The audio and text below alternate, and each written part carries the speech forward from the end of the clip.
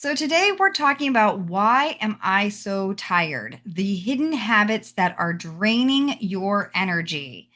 So for those of you who don't know me or haven't attended one of our webinars before, my name is Megan Wollerton. I own Life Force Wellness and I hold certifications and a whole bunch of things in health and wellness from personal training to nutrition. I also hold a certification in stress management, sleep, and recovery. So that's where a lot of the information will be coming from today. I work with individuals and with companies. So I have coaching programs. I work with clients one on one while also working with organizations and their employees and creating more healthy work environments. I also, like I said, work with leadership. So I try to create a culture of well being by working with leadership and training them on the things I know to do, how to develop a growth mindset, how to eliminate stress in the workplace, understanding those stress triggers. So last week, if you were with me, or 2 weeks ago, excuse me, I do a webinar every week, but I alternate between leadership and wellness. So our last wellness workshop was on sleep. If you want to change your health, change your sleep. And that is something I love to tell all of my clients. I don't care if you're trying to lose weight, build muscle, improve your blood pressure. If you want to, really improve your health, then it needs to start with your sleep. And so we talked about how sleep is the foundation of health, that when you have good quality sleep, you tend to have more energy, you can be more focused, we can make better decisions. It helps to eliminate some of that stress. It's better for our physical health, relationships, and just overall performance. So sleep is the foundation for us having energy. But what happens when you come to me and you go, Megan, I totally went to bed early. I got like 8 hours of sleep and I still just feel like I'm dragging. Like we've all been there. Like there is not enough coffee on earth that is going to get me going. And I just don't understand why I'm so tired. I feel like I slept well. Maybe you'll come to me and you'll say your sleep score was good, whatever if you're wearing a Fitbit or an Apple Watch, I've been getting good quality sleep, but I just don't feel like I have enough energy at the end of the day to do the things I want to do. Well, that's because while sleep matters and is vitally important and it's a good starting point, it's not the only thing that is influencing your energy throughout the day. We need to view energy like we almost do a financial budget, right? Think of your energy like a bank account. You have to make deposits and then you're making withdrawals throughout the day. When we go to sleep at night and we get a good 8 hours of sleep each night, that's making a big deposit in the bank. And then as we make decisions and we move throughout our day, all day we're making little withdrawals. And sometimes when we are trying to solve issues, whether it's with our financial budget or with our energy budget, a lot of us immediately go to the mindset of how do I get more energy? And we're not really focused on what is being withdrawn. Where's the actual money going? Where's the energy actually going? And so that's what I want us to really kind of focus on today are what are the five major things that are draining your energy. And I'm going to be honest, there's nothing in this webinar that is necessarily new. A lot of this you probably already know, but you don't realize how much it's impacting you. And so I want to just put that into perspective and maybe give you a couple of things that you can do to make a shift so that you can protect your energy throughout the day. The first one is chronic stress. So we already know stress plays a big role, but it doesn't just hit us physically, it also hits us mentally. So when we have that stress response, when we go into fight or flight mode, our body immediately gives us a rush of adrenaline and cortisol, and that causes our heart to beat faster. It causes us to intake more air. It causes our muscles to tighten. And if you sit there and even just right now, squeeze your fist, squeeze your shoulders really tight and try to hold it. That gets really tiring. You can only hold that for so long before the muscles get fatigued. And that's what we do when we're stretched. We'll actually have our shoulders start to like creep up into our ears. A lot of times you might need to like check yourself and just roll those shoulders back and down because that's where all the stress likes to go is right here in that neck and shoulders and they start to creep up. And so it takes that physical toll on our body, but it also takes a mental toll. We get mentally exhausted from all the worry, from the everything is urgent. If you were with me in a leadership talk, we talked about the cost of ambiguity. And one of the things that I'm seeing with a lot of my clients is like every email they get is urgent. Every Slackline channel, it's urgent. I have to get back to this. I have to do this. You are only one person.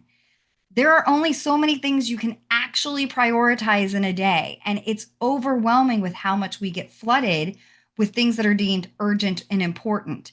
And we worry, I'm going to drop the ball. I'm not going to be able to get it done. Maybe we're worried about something with our kids or our spouse or our parents or, with our career. We're never really mentally disconnecting. We tend to have a lot of emotional stress because as we get tired, those emotions waver. And it's just this idea of always being on is draining us. The second one is a lot of people are under fueling and they're not hydrating. So you need to drink water. We all this is a conversation that comes up all the time. Water, water, water. Coffee's great. It's a great pick me up. It's a diuretic. It's not water. Tea is great. It will help pick you up. It's a diuretic. It's not water. There's a lot of other good drinks out there, but you need water. We need to stay hydrated. The other thing is under fueling. So I don't care if it's that you're on a diet or you're now on one of the GLP-1s that's kind of limiting your appetite. Understand food is fuel for the body. And the more you limit it, the less energy you're going to have. Now, I am somebody who does do intermittent fasting, and I advocate for it for some of my clients, but it's not for everyone. So, skipping meals necessarily might be good for some people, but not for others. And you need to figure out what works best for you because maybe you need that breakfast in the morning to give you that energy to get you going. So, just monitoring those long stretches where you're not eating. Depending on what you're eating, some snacks are not really satisfying. They might be calorie dense, but they're not really good at keeping your energy good. A lot of times when we feel that energy dip, we tend to go for the sugary things, right? We want simple carbohydrates. We go for like chips, we go for cookies, we go for sweet stuff. And it's because that actually breaks down a lot quicker and it gives us an immediate release of energy. But then, of course, comes the sugar crash or the carbohydrate crash. And so making sure that we're getting good fibrous foods, that energy will stay sustained throughout the day and not be these peaks and valleys. And the other thing is just monitoring what kind of diet you're on. So if you go on a low carbohydrate, keto, Atkins kind of diet, carbohydrates are that main fuel for your body. And so when you limit it or restrict it, just be prepared for the fatigue to hit. And so I'm not saying you can't do those things, but if you're somebody who's dealing with chronic fatigue and you're just always feeling tired, these may not be the best solutions for your diet. And what I would recommend is adding some of these things into your diet. So if you really want to boost your productivity, you want to have energy, you want to have that mental clarity, these are the 5 best foods that you can eat to support that. Eggs are very high in choline, and so that supports your memory and your cognitive functioning. So maybe a hard-boiled egg in the morning versus skipping breakfast. Blueberries are very rich in antioxidants, and that helps to improve brain function. So that will help clear some of that brain fog you have. Nuts, especially walnuts and almonds, actually provide the healthy fats, protein, and magnesium that we need. Most US American citizens are deficient in magnesium. There's just not enough of it in the foods that we eat normally. So that's a great add. Leafy greens, spinach and kale are just packed with folate and iron. And again, especially for women, if you are still a before menopause woman, iron is usually pretty low and that can make you feel sluggish and tired. So getting more iron rich foods, especially through those leafy greens. And then my favorite, dark chocolate. You got that sweet tooth, you're looking for that 3 o'clock snack, go for the dark chocolate because it can actually help to boost your mood, memory, and alertness. So if you're going to reach for a sweet treat, I suggest dark chocolate.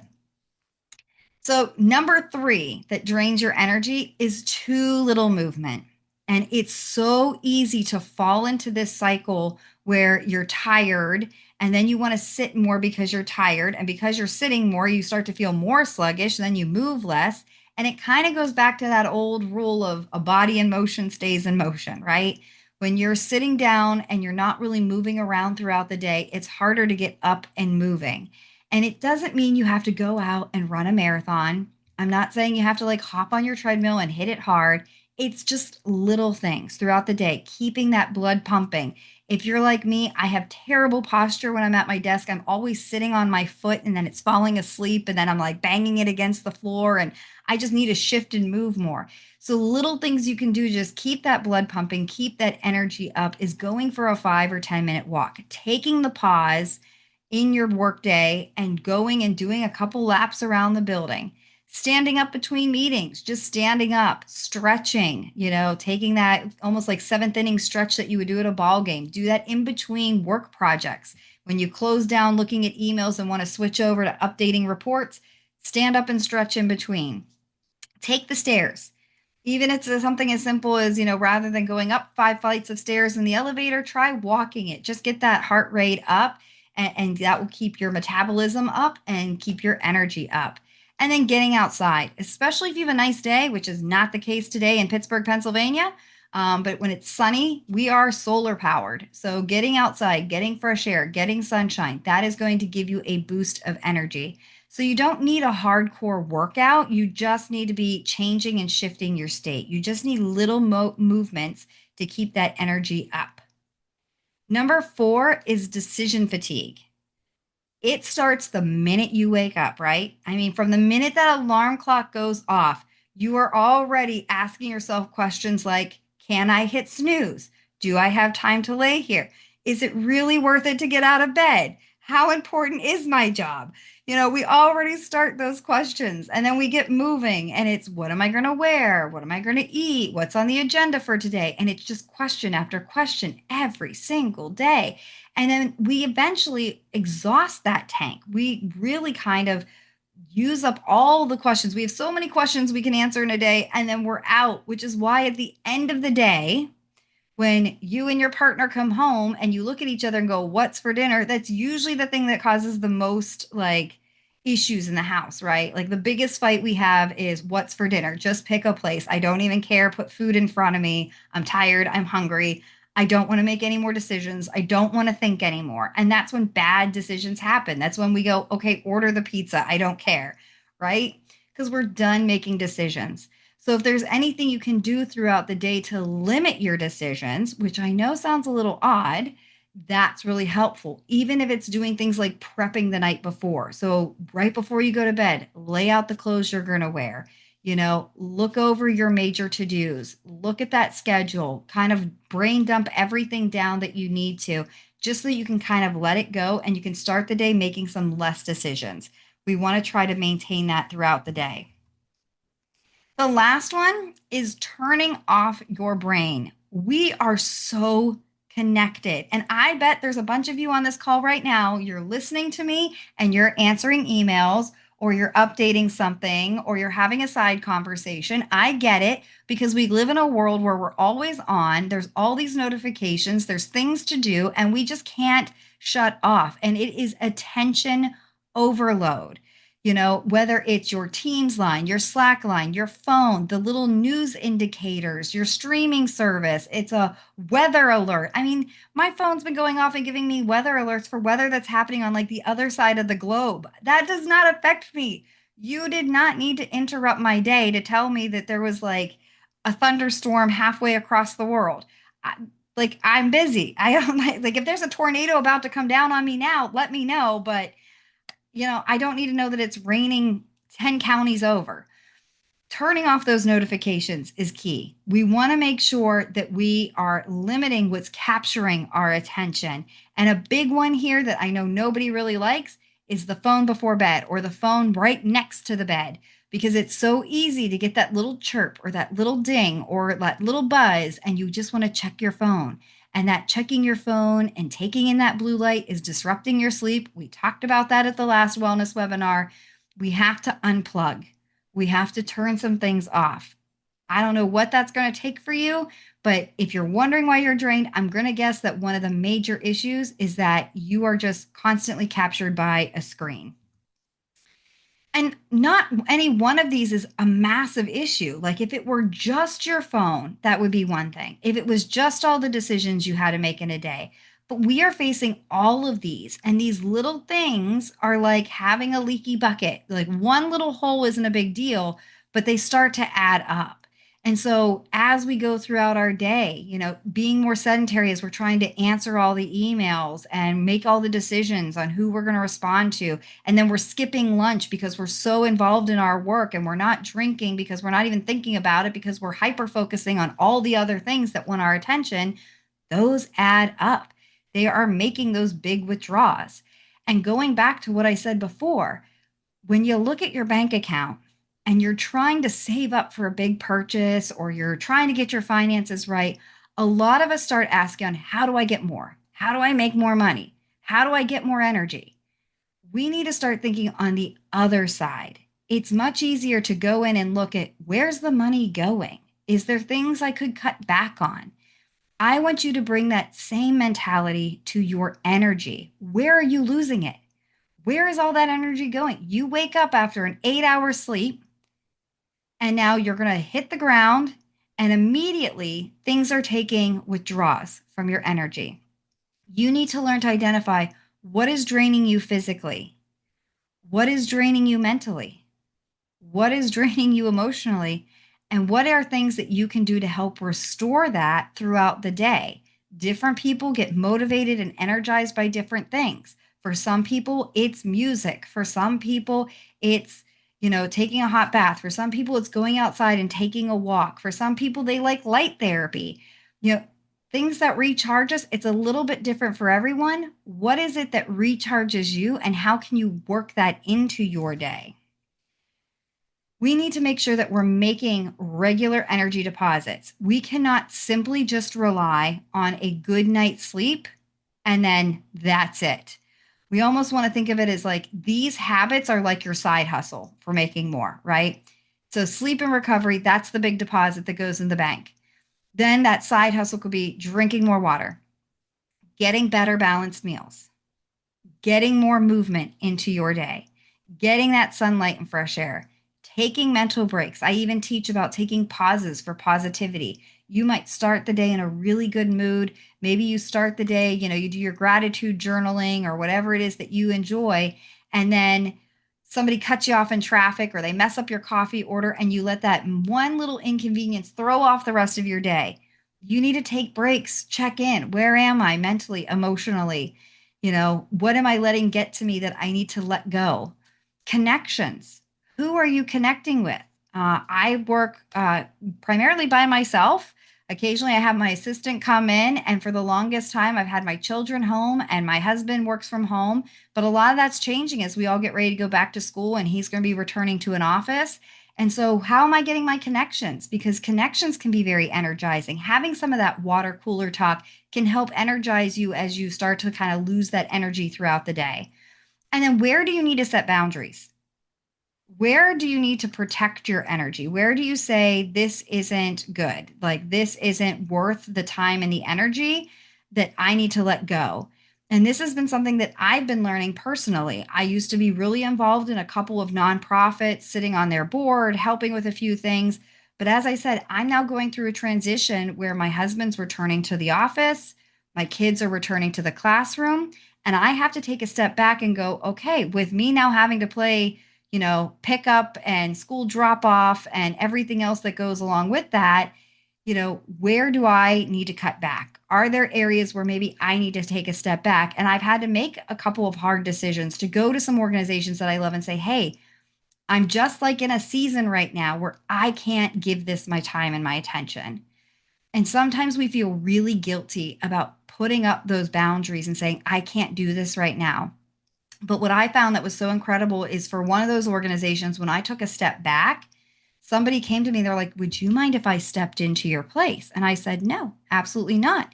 Here I came to find out there was somebody waiting on the sidelines who wanted to step into my role, but they were worried about stepping on my toes. And so out of our friendship, they weren't going for this one position. And I said, you know what? I don't have the time and energy to do it. You'd be great. Step into it. It created an opportunity for someone else to step up and get that experience. It is okay to look and say, you know what? There was a time in my life when I had the energy to do these things, but things have shifted and I need to take a step back and I need to protect my energy. And rather than feeling guilty about creating a vacuum, understand you're actually creating space for somebody else who might be at that stage in their life where they're looking to take on more, where they're looking to learn. So you need to be looking at it from a new perspective and not beating yourself up whenever you put in those boundaries. The other thing you should be doing every day is just taking that pause to do a 2 minute. So, the 2 minute energy audit. What is your biggest energy drain right now? What is one thing that you can reduce? What is something you can add that's going to build up your energy reserves? And then, what's one thing you should be protecting? What is one thing that is sacred to you that you should be protecting? So, our key takeaways for today, and we're going to stay on time even with the interruptions, is energy isn't just only about sleep. It's about the small habits that create those daily withdrawals. So, just like whenever you go through your financial budget, it's not just also about how much more you can put in, it's also about looking at where the money's going, where is the energy going, and just being more strategic about what you're going to be spending your energy on. You need to identify your biggest energy leaks. And we talked about the five biggest that I see. And honestly, they're easy things that we can change. So they're things that you should be able to integrate into your life as soon as you get off of the webinar. It's also about building intentional energy deposits. So, where can you add that recharge back in? Where can you take those pauses? Where can you do the meditation, stretch out, go for the walk, whatever it is that you need to recharge? Where can you make those deposits in your day? And then just really focus on protecting your energy without feeling guilty about it. Because if you keep running at the pace you are, you're going to have to eventually say no to a lot of things because your health is going to suffer. One way or another, there's always that thing like when I'm in a season and it's like my husband and everyone around me is going, you need to slow down, you need to slow down. I'm like, no, no, no, I can go. Without fail, I get hit with some kind of sickness, something happens, and it's like I'm forced to slow down. So if you don't slow down when you choose, I guarantee you something's going to happen and it's going to force you to slow down. And it's better if it's on your terms than on another term. If you want to go deeper with any of this stuff, this is the kind of stuff that I coach. I help with energy mapping, helping you figure out like where are your best energy, fluctuations throughout the day. How do we stabilize those? I do the sleep coaching, but I also do this with organizations. So with all the interruptions today, if there was something I missed or something you had a question on that you want to talk one-on-one with, you can scan this QR code and book a call. And I'm happy to jump on a free call with you and help you kind of get started with developing some kind of plan. Our next free wellness webinar, and I'll have to figure out how to lock it down, is going to be kicking off Self Care September. So we have themes with all of our wellness webinars. So September will be focused on self care. So the next one is Beyond Bubble Baths. We're going to talk about self care that actually works. I always get a kick out of any time I get into Self Care September and I'm looking for like images for social media or for my PowerPoints. And you Google self care, it's always like a picture of a bathtub or like towels and like skincare. And I'm like, that's not self-care to me. That might be self-care to some, but like that's not what energizes me. So let's talk about some things that we can actually do that are considered self-care, but aren't just the stereotypical bubble baths. So at this time, again, I'd love to open it up for any questions. The chat is open. You are welcome to unmute. I also have my LinkedIn QR code. I'm always sharing some little things. We will be releasing a free self-care planner in September. And if you want to get a hand on that, we'll have it posted on our social media all throughout September. So with that, I'm going to open it up and see if anyone has any questions or comments.